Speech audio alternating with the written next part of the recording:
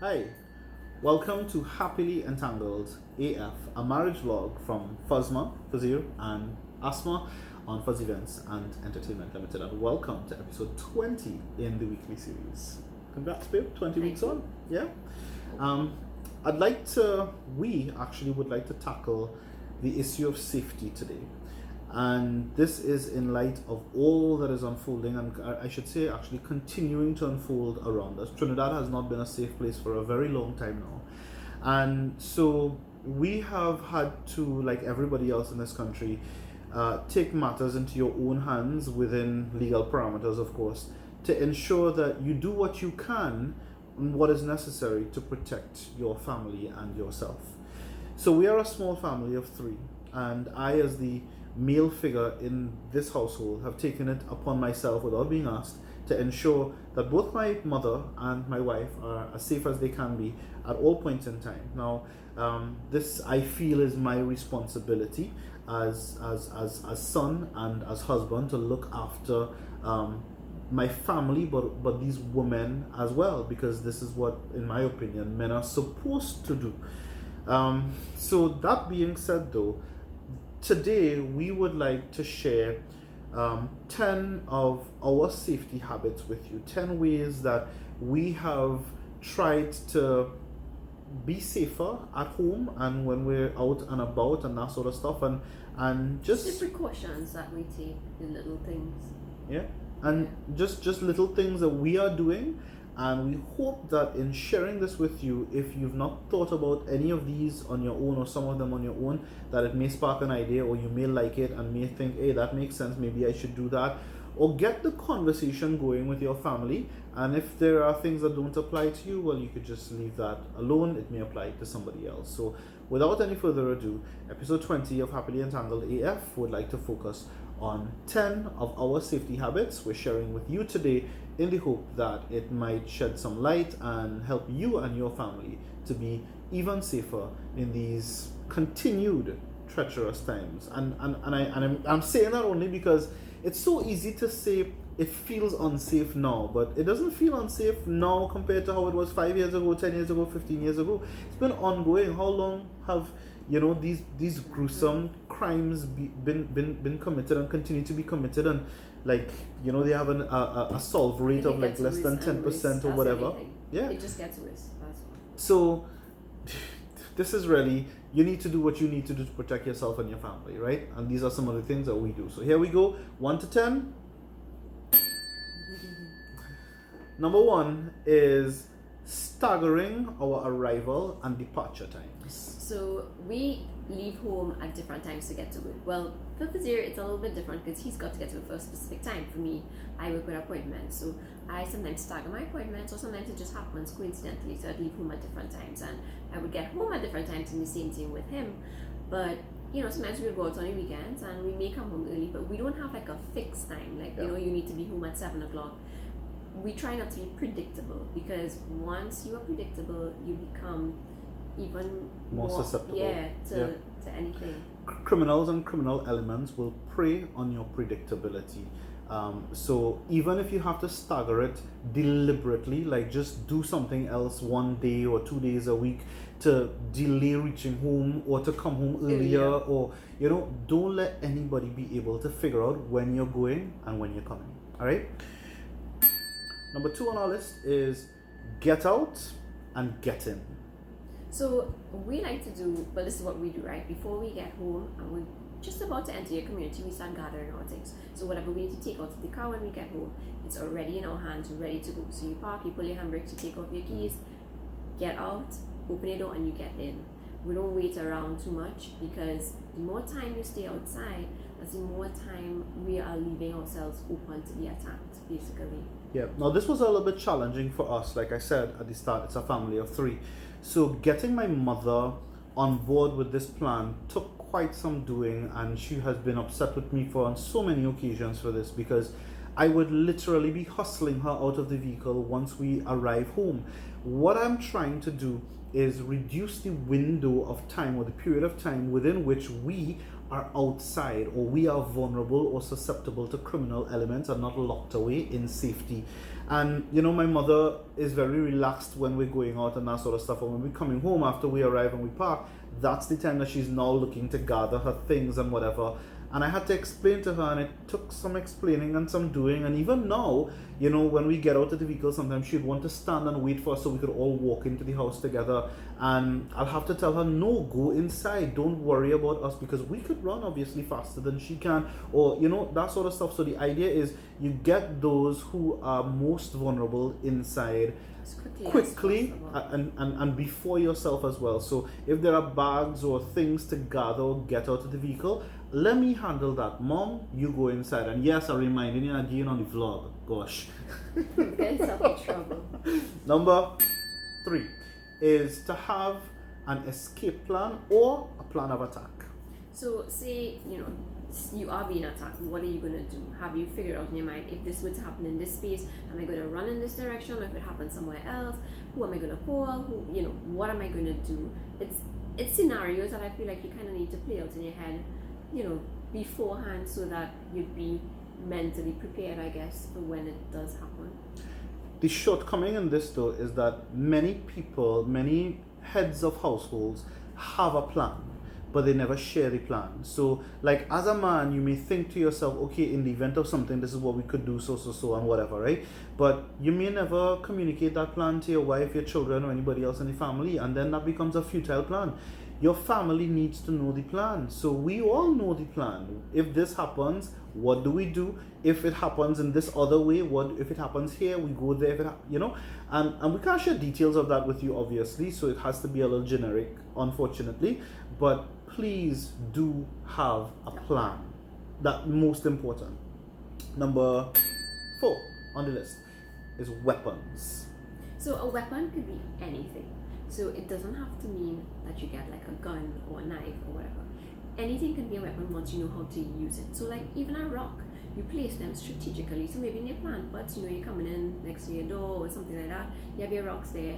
So it's something that you can use, you could pelt, you could slow down, maybe a piece of wood or metal that you have placed strategically. You know where it is, everyone in your household knows where it is, and they know how to use it. But you're bandits, so shouldn't know right away that this is why it's there. And that's the thing about it. It really should blend in with the environment in which you place it. Any sharp edge could be used as a weapon. Hey, listen, there are some very toxic, poisonous, or dangerous chemicals that could be stored, liquids. An intruder is not expecting you to use a liquid as a weapon against him. So anything could be a weapon. Be careful if you have children. Know where you're placing your stuff. Because that too could pose to be a problem. The most important thing in this point that Asma mentioned at the start is anything could be a weapon once you know how to use it. Don't put something there that you think is a weapon because, well, it is, or it has a sharp edge, but you've never used it before, or you don't know how to use it, or anything like that. Can't lift it. Yeah, and just remember, a weapon is only going to be useful to you if it remains in your possession. If you place a weapon somewhere and an intruder is able to get a hold of it, then that becomes a liability and a security threat. So that's why we say it has to be inconspicuous things, and things that, if a bandit is coming at you with a gun, they're not going to stop to pick up 2 rocks from your plant pot or whatever. So just think very, very carefully and be very cautious about this particular point. Okay. Our next point, which is point number 5, is vigilance.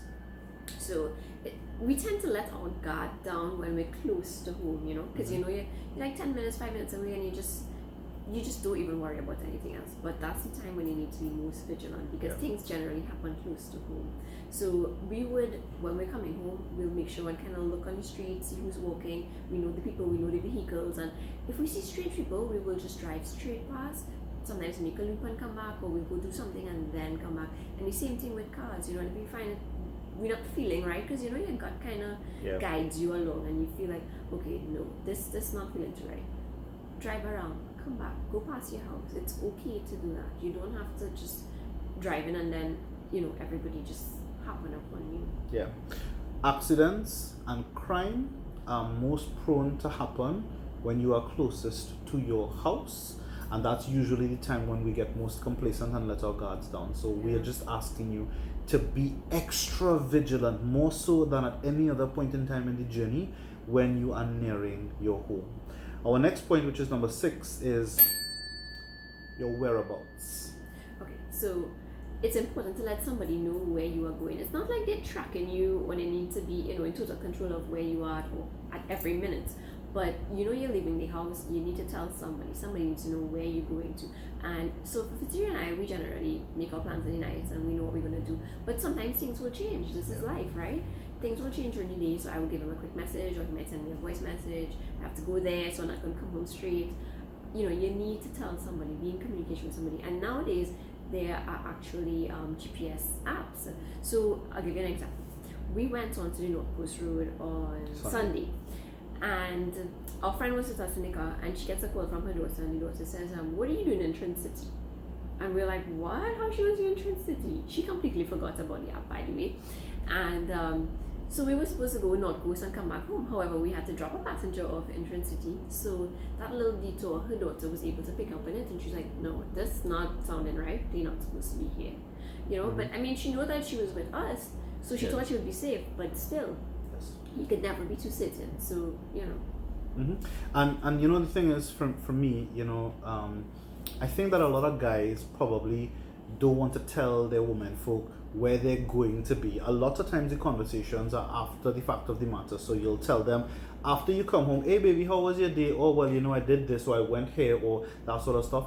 With us, it's not like that. Like when she said we plan our day the night before, usually, if I have to make a detour to go somewhere and I know of it in advance, I let her know. And likewise, if she's leaving her business to go anywhere during the course of the day, I'll get a message from her just saying, hey, she's heading to here, there, wherever, And this, as she said, it's not about keeping track, but if this is your partner, this is your family, this is about safety. Get into the habit of telling somebody. At least one person should know where you are or where you intend to go or are going at that point in time. Our next point, which is point number 7, self-defense. So, what do you consider to be self-defense? I think for me... So firstly, it's about... Self-defense firstly starts with you being physically fit to defend yourself. If I keep myself healthy and fit, and I keep my mind nice and clear, if a situation were to arise, then I could possibly deal with it much better because I'll be more calm and everything else. Yes, physical fitness and mental acumen, because now you really, the truth is that you really don't know how you're going to react unless you're in a particular situation, right? You could prepare for it, but only when you're in it, as the saying goes, right? But you have to try to get yourself into a mental space where you're not going to panic. Panic is not going to do you well. At least get to the point where you could have some coherent thoughts, where you could think with a relatively clear-ish mind, because you're in a situation, I don't know how you're going to respond, or how I'm going to respond for that matter. But the best thing you could do for yourself in a situation is be able to really assess the situation calmly and calculate a response. So your self-defense starts firstly here, thereafter with your own physical fitness, and that leads then into these days all the martial arts, and there are now some kidnapping classes, anti-kidnapping classes that help you. So if you are kidnapped, how you could possibly deal with it. I saw one class offering to teach you how to escape from a trunk if you're ever stuffed into a trunk. So the possibilities are endless, and whether you actually sign up for a class or anything like that, or you just look at videos online, YouTube videos, or read content, or just do your own research, but you need to know what to do if you're in a situation, and you need to be able to defend yourself at some point in time. All right, if you are not able to defend yourself, then you're basically surrendering yourself as a victim to anybody who is able to reach you, access you, or confront you. I'm not asking you to fight with kidnappers or bandits or anything like that. You would know your ability, and everybody would have to make that decision for themselves at that point in time. If you're going to fight, if you're going to just comply, or whatever the case may be. And I'm not even going to tell you or try to pretend that I know what I'm going to do, or that she knows what she's going to do. We have a plan of what we think we'd like to do, but you never know until you're in that situation. But just be prepared to be able to defend yourself in some way, form, or fashion. Have some sort of skill set, whether mental or otherwise, to just really be able to defend yourself. Like please, Our next point, number 8 on the list, is actually groups and the benefits of group activities as opposed to you doing something either as an individual, as a couple only, or as a small family. Groups have a major part to play in your safety. So we actually tried to go out in groups, and you would have seen that, like, despite COVID having its own restrictions, you still need to interact with people because it's just good for our sanity. I mean, we have to maintain some kind of balance, right? Yeah. And you would have seen we go out with our little bubble. We've been doing it for all of last year, and we continue to do that. We try to stay as safe as we possibly can. But when you go out by yourself, you become more of a target. I'm not saying that we don't go out alone. We just try to monitor where we go alone. So you go to places where there would be more people, and it's not like places that feel unsafe, and those places because you get the feeling, right? So basically, moving in a group is always better. And I want to tell you, right, like, we don't ever ups and go anywhere, right? She will tell you that before we go anywhere, like if we're riding, for instance, I will drive the area and scout it. If we're going on a hike, I will research the group that we're going with, if we're going with a third-party group, or I will do some research on the area or reach out to all of our friends in the hiking community and find out about an area, find out about other people. We do as much due diligence as we can, and myself and the other guys in the group would chat a little bit beforehand, so we'll know, well, okay, for this particular activity, safety is threatened here, or in this situation, or it'll be safer if we did this, that, or the other, and we talk about these things. And I hope kind of have like a backup plan. Correct. Just in case. And I hope that you have friends and family members that you are having these conversations with as well, because you see that kind of attitude of, well, big man thing, nobody do me nothing and all that kind of thing, man, you're fooling yourself, right? Because a gun butt to your head changes the conversation altogether, right? So please do have a plan, and please have proper friends, good friends, whose safety you'll be interested in, and whose your safety they will be interested in as well. There's vested interest in either which way. All right, that leads us into our next point, which is shifting away, and this is a very big one, by the way, right? Shifting away from the mindset of trying to prevent burglars, bandits, etc. from entering your household, and instead trying to think of it along the lines of delaying them and frustrating them as much as is possible. Allow us to explain that. So, most people would have just deadbolts on their front door, and then nowadays we've got these open concepts. So you come through your front door, and then your whole house is open. Yeah. You have no other means of slowing them down. So yes, you might have your front door with your locks and your burglar proof, but then after that, what happens? You have a second door, or a secondary safety mechanism. What are you doing in that regard? And then, do your bedroom doors now have extra bolts? Do you have like a safety room or panic room or something like that? Because now it is needed more than ever. Yeah. However, if you've got all those things in place, the burglar proof and the extra locks and everything else, do you have an escape plan if there's a fire inside? And have you taught your children how to use maybe a fire extinguisher or a hammer or something so that they can get out in case of an emergency if there's a fire? Yeah.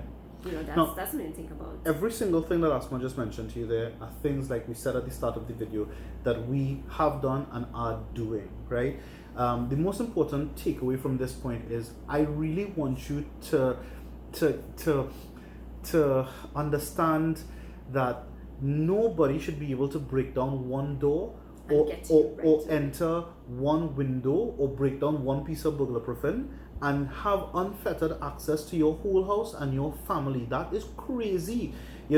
You need to frustrate the living daylight out of anybody who's trying to enter your house. After they pass through the burglar proofing, they had to cut some deadbolts, and after they cut the deadbolts, they may get into the living room, but they can't access the bedroom. There's a door leading into the corridor, and that door is locked with a bolt, and then But to get to the we bedroom. also need to take into consideration that not everybody has that much space in their house. And I get that, but in your own household, you would be able to figure out what you can do. All right. The idea is it should never just be a case where one door or one window gives a bandit or gives any intruder unfettered access into your house, right? So that's the most important part of it, right? And the 10th point here, moving on to point number 10, is one that I would like to take the lead on a little bit, which is that you have to teach your family how to protect themselves. And I say this as point number 10 because how many men, and I can speak for men, how many men think that, okay, it's your role to protect the family, but because I want to protect her, for instance, right, I never allow her to be in any dangerous situation. But what happens the day that I am not around, the day that I die, or the day that some situation causes her to be in an unwarranted or unforeseen situation? What happens then? Am I sending her, and if we have children, or when we have children, am I sending them out into the world unprepared without me? And there's a real heads up in particular to parents, because I first of all, let me put up my caveat, right, my disclaimer, right, to let you know we don't have children, right, at least not as yet. And there will be some parents who will say, well, you don't have children, you know what you're talking about. I ain't talking to you. If that's your attitude, rock so. Right? Seriously, right? But please, you have to prepare your children for the day that you are not there to protect them. Yes, you protect them when they can't protect themselves. That's the idea.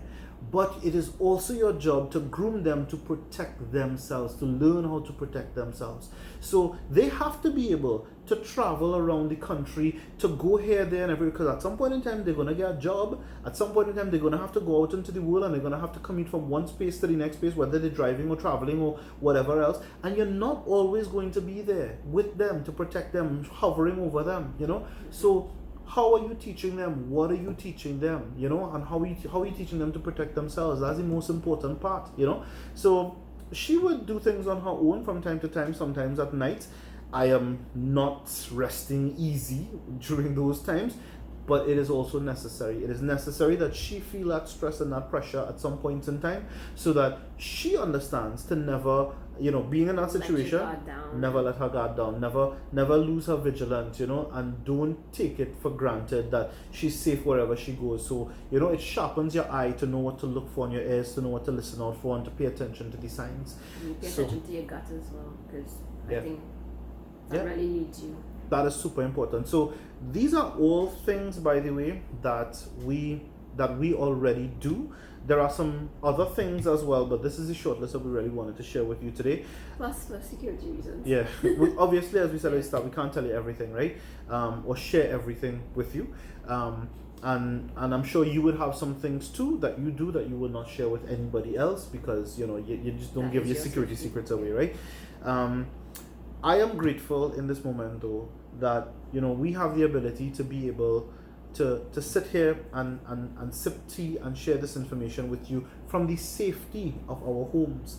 And I am grateful because I am also very much aware that there are so many who never made it home, years on end now, and there is no answer. And man, that is the hardest part in all of it. Just imagining that something has happened to your family and you don't have the closure of knowing that at least they passed away, or but you're still holding on to hope. And some people have been holding on to hope for years on end. Some people have been so traumatized because they never had a body to offer their final rites and pay their respects to, and that sort of stuff. And please don't ever think for a second that it can't be you, because it could be any one of us. And don't think that you don't have money and you're not wealthy and them not interested in you and all that sort of stuff. Man, people will kill you for sneakers these days, right?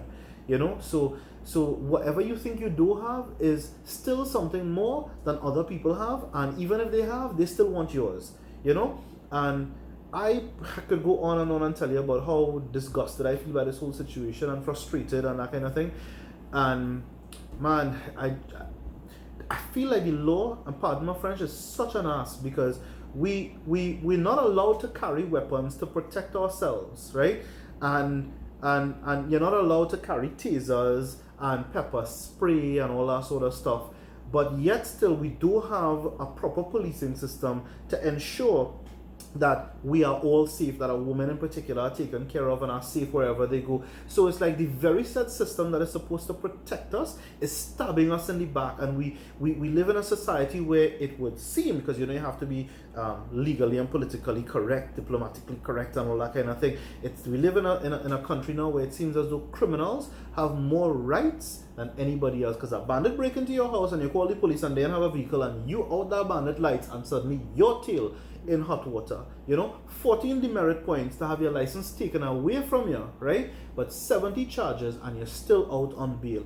How is that right? But we'll talk about that another day, right? We just wanted to share the safety tips, but as a man, I have to share some of those frustrations with you and let you know that as men and protectors of our women folk, right, we have to do what we have to do because the law and the land is failing us, right?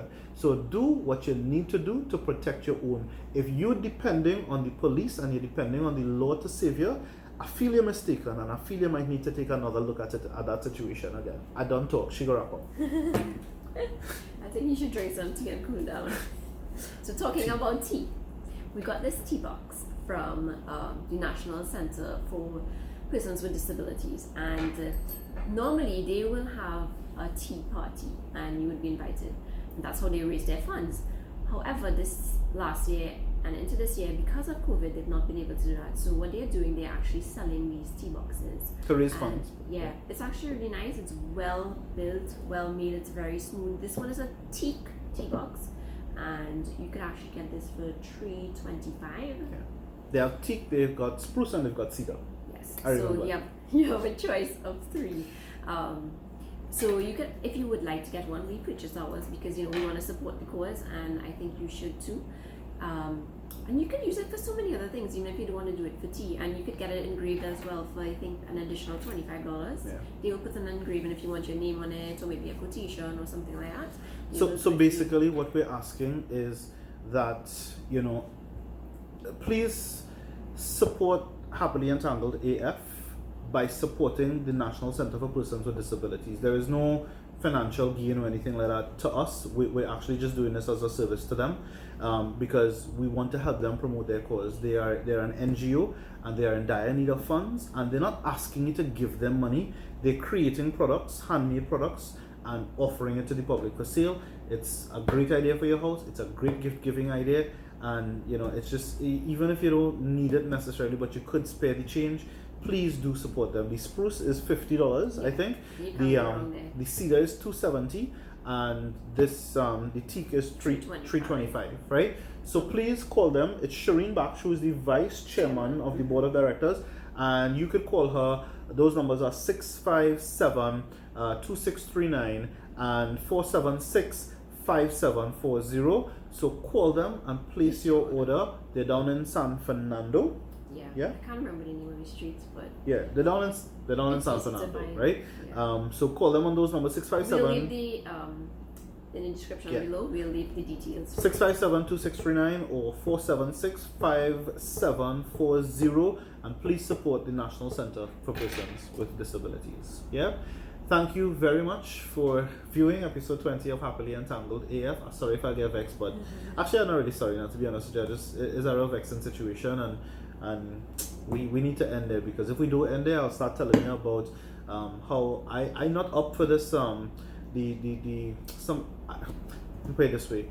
When Trini's ready to act and do something about it, man, are ready. The wear a red in protest, wear a black t-shirt, drive with your lights on thing. I'm not ready for that, because you know what? We did that before. We did that before for so many other women, for so many other victims, and for so many other children. And what it ever did for us? Not one tail, not one thing. And you know what? I also want to say that I real vexed by the people who clamoring for better safety mechanisms, right? But will still continue to support their political party, even if their political party is not supporting them in the parliament with the legislation and everything else that is necessary. Like we're so blinded by political support of whatever party, and I ain't calling any name, right? But we're so blinded by it, Dread, that we just wife, tell me to stop. Yeah. Enough. Yes, Yeah. enough. We Thank done, you very we done, much we for done. viewing. Thank you for having patience with this boy today. Yeah. And we will catch Vexing. you next week for another episode And quick, because I keep of talking. Happily Entangled AF. Thank you and bye for now.